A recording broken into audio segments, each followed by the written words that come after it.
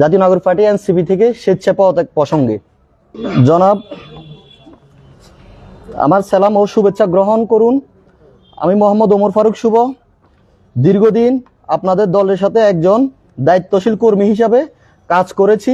জুলাই গণ অভ্যুত্থানের পরবর্তী সময়ে জাতীয় নাগরিক পার্টি এনসিপি মধ্যমপন্থা রাজনীতি করার প্রতিশ্রুতি দিলেও বর্তমানে এনসিপি নিজস্ব মতাদর্শ থেকে সরে দাঁড়িয়েছে, যার ফলে ব্যক্তিগত ও নীতিগত দিক বিবেচনায় আমি জাতীয় নাগরিক পার্টি এনসিপি থেকে স্বেচ্ছা অব্যাহতি অর্থাৎ পদত্যাগের সিদ্ধান্ত গ্রহণ করেছি।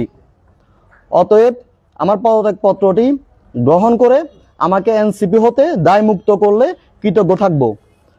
আমি আজ 6 জানুয়ারি 2026 থেকে জাতীয় নাগরিক পার্টি এনসিপির সকল কার্যক্রম থেকে অব্যাহতি নিলাম।